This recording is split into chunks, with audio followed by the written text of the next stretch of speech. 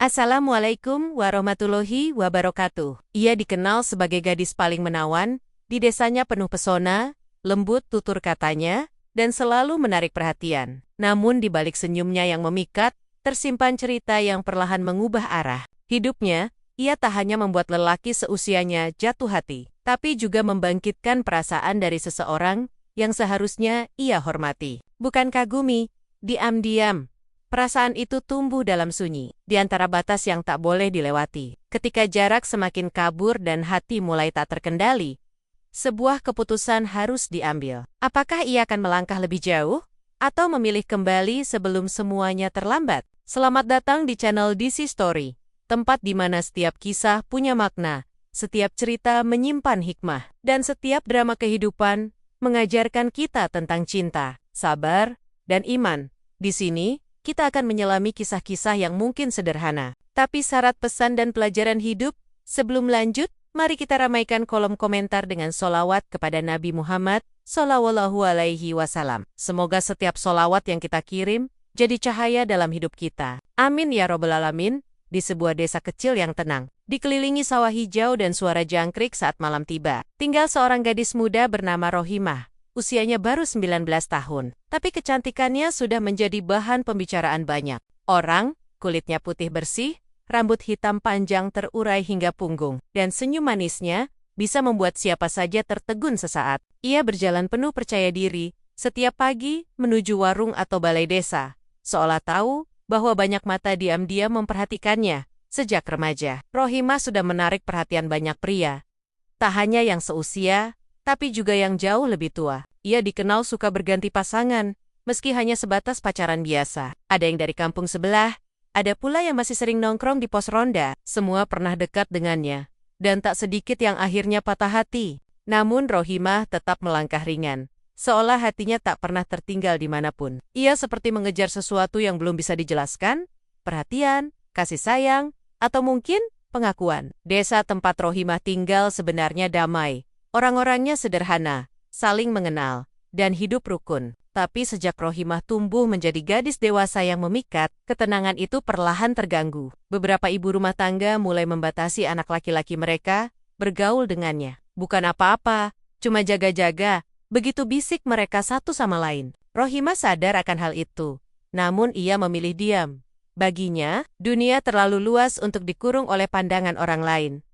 Di rumah, Rohimah tinggal bersama ibunya, Bu Erna, seorang wanita tangguh yang membesarkannya seorang diri sejak Rohimah masih kecil. Ayah kandung Rohimah telah lama pergi tanpa kabar. Bu Erna kemudian menikah lagi dengan Pak Johan, pria berusia 45 tahun yang dikenal baik dan bertanggung jawab. Meski bukan ayah kandung, Pak Johan berusaha menjalankan perannya sebaik mungkin. Ia mencari nafkah, membetulkan genteng yang bocor, bahkan sering memasak saat Bu Erna kelelahan. Rohimah awalnya bersikap dingin pada pria itu, mungkin karena hatinya belum siap menerima orang baru dalam hidupnya. Namun waktu berjalan, dan sesuatu dalam diri Rohimah mulai berubah. Ia mulai melihat Pak Johan bukan hanya sebagai suami ibunya, tapi juga sebagai sosok laki-laki dewasa yang tenang dan berwibawa, di balik sikapnya yang kaku. Pak Johan punya sisi lembut terlihat saat ia membenahi motor tuanya sambil bersenandung pelan, atau saat menyiram bunga halaman sambil tersenyum kecil. Rohimah yang selama ini dikelilingi lelaki muda yang penuh gaya, tiba-tiba tertarik pada kesederhanaan dan ketenangan pria parubaya itu. Rasa penasaran itu tumbuh pelan-pelan. Rohimah sendiri tak paham apa yang sedang ia rasakan. Ia tak pernah berniat menyakiti siapapun, apalagi ibunya. Tapi tiap kali melihat Pak Johan duduk sendirian di teras saat senja, membaca koran sambil menyeruput kopi, ada sesuatu dalam hatinya yang berdesir pelan, rasa yang membingungkan. Bukan benci, bukan pula cinta seperti pada kekasih. Mungkin lebih seperti kekaguman yang salah arah. Ia pun mulai mengubah sikapnya sedikit demi sedikit. Tak lagi bersikap dingin. Mulai menyapa dengan suara lembut. Sesekali menawarkan teh hangat saat Pak Johan pulang kerja. Mungkin terlihat biasa, tapi itu baru pertama kalinya Rohimah melakukannya. Bu Erna, yang sibuk berdagang di pasar, tak menyadari perubahan halus itu. Ia mengira hubungan antara anak dan suami tirinya mulai membaik. Ia bersyukur, tak pernah menyangka bahwa di balik kehangatan itu sedang tumbuh benih yang salah tempat. Rohimah merasa bingung sendiri. ia belum pernah merasakan perasaan seperti ini sebelumnya. Di satu sisi ia sadar bahwa apa yang ia pikirkan tidak seharusnya ada. Tapi di sisi lain, hatinya tak bisa diam. Ia mulai merasa betah di rumah. Bahkan, berharap bisa lebih sering bersama Pak Johan, ia tak bisa membohongi diri. Ada sesuatu dalam tatapan Pak Johan yang membuatnya merasa istimewa. Hari-hari berlalu, dan Rohimah semakin sering mencari-cari alasan untuk berada dekat dengan Pak Johan. Awalnya hanya iseng, tapi lama-kelamaan jadi kebiasaan. Saat pria itu sedang membetulkan lampu di dapur, Rohimah datang membawa tangga. Saat pria itu duduk di ruang tamu, Rohimah ikut duduk. Pura-pura membaca majalah, padahal sesekali mencuri pandang. Ada keheningan aneh yang terbentuk di antara mereka. Tidak seperti ayah dan anak, tapi juga belum bisa disebut apa-apa Pak Johan. Di sisi lain, terlihat ragu. Ia bukan pria sembarangan. Ia tahu batas, tahu peran, dan tahu bahwa perasaannya harus dijaga. Tapi setiap kali Rohimah memandangnya dengan mata teduh dan senyum kecil, hatinya goyah. Ia berusaha tidak menunjukkan apa-apa. Tapi diam-diam, ia menyadari bahwa anak tirinya telah tumbuh menjadi wanita muda yang menarik, terlalu menarik. Bahkan, suatu sore yang teduh, ketika hujan baru saja reda dan udara terasa dingin, Rohimah menyeduh 2 cangkir teh hangat dan membawanya ke teras. Pak Johan sedang duduk sambil menatap awan gelap yang mulai pergi. Rohimah menyerahkan cangkir itu tanpa berkata apa-apa. Hanya senyuman kecil dan tatapan dalam. Pak Johan menerimanya, mengangguk singkat. Mereka duduk bersebelahan dalam keheningan, tapi dalam hati keduanya ada riak yang tak bisa dijelaskan. "Ayah, capek kerja hari ini?" tanya Rohimah lirih. Suaranya lembut, seperti takut terdengar oleh siapapun. Pak Johan menoleh perlahan. "Lumayan, tapi rumah selalu jadi tempat paling tenang." Rohimah tersenyum. Kata-kata itu menghujam sesuatu di dadanya. Rumah?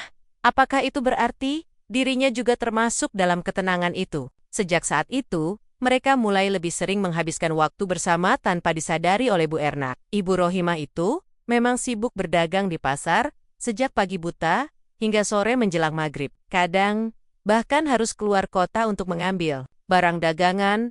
Rohimah yang biasanya menghabiskan waktu dengan teman-temannya, kini lebih sering berada di rumah. Ia tak lagi suka nongkrong di warung atau berkeliling kampung. Waktunya kini hanya untuk 2 hal, mengurus rumah dan memperhatikan Pak Johan.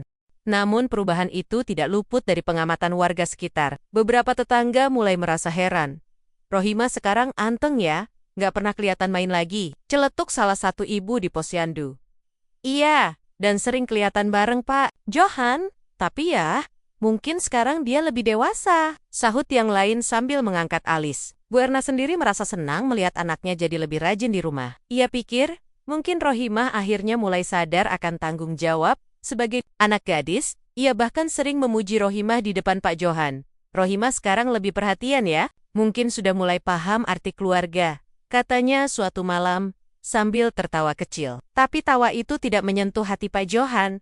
Ia hanya tersenyum samar, menunduk, dan menjawab pelan, "Iya, sudah berubah." Dalam hatinya justru muncul rasa takut yang makin hari makin kuat. Ia mulai menyadari bahwa semua ini tak lagi sekadar hubungan anak dan ayah tiri. Ada sesuatu yang mengalir tanpa izin rasa, yang tidak seharusnya tumbuh di antara mereka. Rohimah pun merasakan hal yang sama.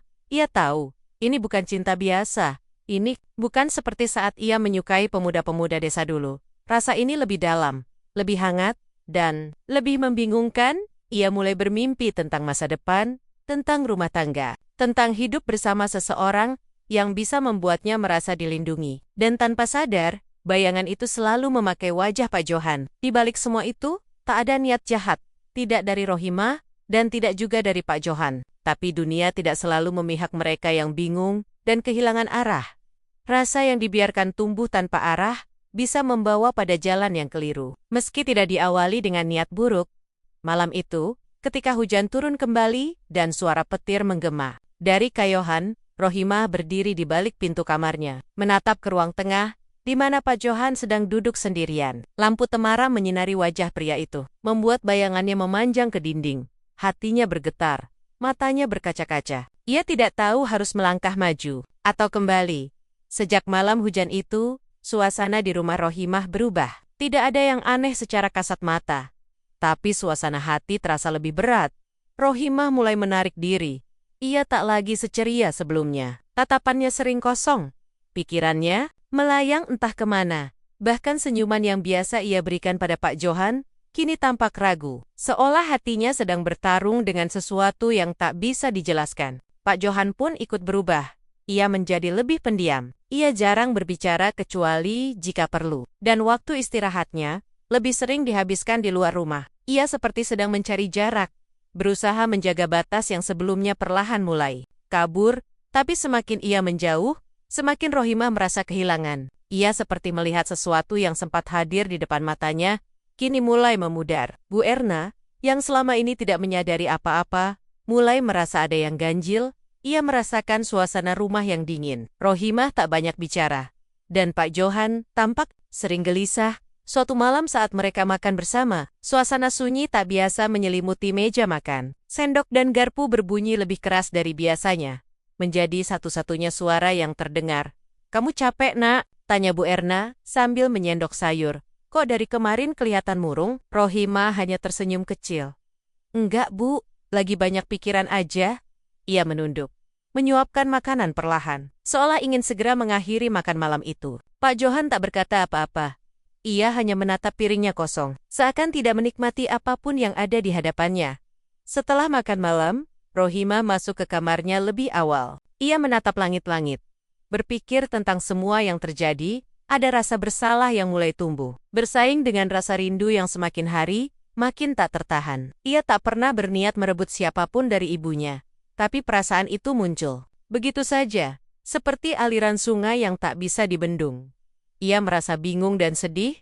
Apakah semua ini salah jika rasa itu datang tanpa diundang? Sementara di kamar sebelah, Pak Johan duduk termenung di tepi ranjang. Ia memejamkan mata, mencoba melupakan semua momen yang membuatnya goyah. Tapi bayangan wajah Rohimah terus muncul. Senyumnya, suaranya, bahkan tatapan lembut yang sering ia tunjukkan. Pak Johan menghela napas panjang. Ia tahu dirinya harus mengambil keputusan. Diam bukanlah jalan keluar. Tapi berbicara pun terasa begitu sulit. Ia tidak ingin menyakiti siapapun, terutama Bu Erna, yang selama ini sudah mempercayainya sepenuh hati. Hari-hari berikutnya berjalan dengan lebih berat. Rohimah mulai menghindari Pak Johan. Ia keluar rumah lebih sering, menyibukkan diri di rumah, teman, atau membantu tetangga sekadar menyapu halaman. Ia mencoba mengalihkan pikirannya, berharap bisa melupakan semua perasaan yang membingungkan itu. Tapi setiap kali ia kembali ke rumah dan melihat Pak Johan sedang menyapu halaman atau membetulkan pagar, hatinya tetap bergetar. Suatu siang, ketika Bu Erna sedang pergi ke pasar, dan rumah hanya berisi Rohimah dan Pak Johan. Keduanya sempat bertemu di dapur. Rohimah sedang mengambil air minum, dan Pak Johan hendak meletakkan peralatan pertukangan. Mata mereka bertemu sesaat, hanya beberapa detik, tapi cukup membuat jantung keduanya berdetak tak karuan. Rohimah menunduk cepat, berusaha menyembunyikan rasa gugupnya. Pak Johan pun buru-buru, berlalu tanpa berkata apa-apa. Saat itu, mereka sama-sama tahu bahwa ada sesuatu yang belum terselesaikan, sebuah perasaan yang menggantung di antara mereka, yang tak pernah benar-benar dibicarakan, tapi makin lama makin menyesakkan. Pada malam harinya, Rohimah menulis di buku hariannya. Ia jarang menulis, tapi malam itu ia merasa harus mengeluarkan isi hatinya. Dengan tangan bergetar ia menuliskan, "Aku tidak ingin jatuh cinta kepada orang yang seharusnya kujaga jaraknya, tapi hatiku tidak bisa diajak bicara. Aku ingin pergi." Sebelum semua ini menjadi terlalu dalam, hari-hari berlalu dalam sunyi yang ganjil. Rumah yang dulu penuh suara canda kini hanya menyisakan percakapan-percakapan pendek yang terasa hambar. Rohimah semakin banyak menyendiri. Ia sering duduk di belakang rumah, menatap pepohonan yang bergoyang pelan diterpa angin sore. Di kepalanya, perasaan yang tak tertata semakin merambat, seperti akar kecil yang tumbuh di celah hati yang kosong. Bu Erna sesekali memperhatikan anak gadisnya dari balik jendela. Ia merasa ada yang mengganggu, tapi tak tahu harus mulai dari mana. Ia tidak pernah curiga akan sesuatu yang terlalu jauh, karena dalam pikirannya, Rohimah tetaplah anak yang ia besarkan dengan kasih sayang. Ia hanya mengira, mungkin Rohimah sedang galau seperti remaja lain pada umumnya. Suatu malam, saat listrik tiba-tiba padam dan rumah hanya diterangi cahaya lilin, Rohimah duduk di ruang tamu, menunggu ibunya yang sedang di dapur. Pak Johan baru pulang dari musala. Dan ketika melihat Rohimah duduk sendiri, ia ragu untuk masuk. Namun Rohimah menoleh, memberikan senyuman tipis yang sudah lama tak muncul. "Gelap ya?" kata Rohimah pelan. Berusaha terdengar biasa saja. Pak Johan mengangguk. Ia duduk agak jauh di sudut ruangan. Menjaga jarak, lilin di meja menyala temaram. Membuat bayangan mereka berdua menari-nari di dinding. Ada keheningan yang menekan, tapi juga menghangatkan dalam waktu bersamaan. Seolah waktu berhenti sejenak, memberikan ruang untuk hati yang penuh sesak itu bernapas. Rohimah menggenggam tangannya sendiri. Ia ingin bicara, tapi tak tahu harus mulai dari mana. Di satu sisi, ia ingin membebaskan dirinya dari beban perasaan yang terus menghantuinya. Tapi di sisi lain, ia takut. Takut akan apa yang mungkin berubah setelah ini. Ia menatap Pak Johan dalam diam. Dan saat pria itu menoleh, mata mereka kembali bertemu. "Pak," Rohimah akhirnya memanggil dengan suara pelan. "Saya mau bicara, tapi mungkin gak sekarang." Pak Johan terdiam, lalu mengangguk pelan. Ia tidak bertanya lebih lanjut. Ia paham. Kadang tidak semua hal harus dijawab saat itu juga. Beberapa rasa butuh waktu untuk tumbuh, tapi juga perlu waktu untuk dilepaskan. Keesokan harinya, Rohimah memutuskan pergi ke rumah bibinya di desa sebelah. Ia bilang ingin menenangkan diri, mencari suasana baru. Bu Erna menyambut baik keputusan itu. Ia mengira anaknya butuh ruang untuk berpikir. Ia tidak menyangka bahwa kepergian itu sebenarnya adalah bentuk pelarian bukan hanya dari rumah, tapi dari perasaannya sendiri. Selama di rumah sang bibi, Rohimah banyak menghabiskan waktu di kebun belakang. Ia membantu menyiangi tanaman, menyiram bunga, dan menikmati udara desa yang berbeda dari biasanya. Ia mencoba membasuh hatinya dengan kesibukan, tapi setiap kali malam datang, dan suara jangkrik menggema di antara pepohonan, ia kembali teringat rumah. Terutama seseorang yang sedang ia hindari. Pak Johan merasa kosong sejak kepergian Rohimah. Ia tidak menunjukkan apa-apa di depan Bu Erna, tetap bersikap seperti biasa. Tapi saat sendiri, ia sering termenung lama di teras, memandangi jalan desa yang sepi. Ia sadar, keberadaan Rohimah di rumah selama ini ternyata punya arti besar dalam hidupnya. Meskipun hubungan mereka tak pernah melangkah kemana-mana, tapi kehadiran itu telah menyentuh hati yang selama ini sepi. Bu Erna beberapa kali mengajak suaminya bicara. Ia bilang, "Rohimah kelihatan lebih tenang sekarang. Mungkin setelah dari rumah bibi, pikirannya jadi lebih jernih."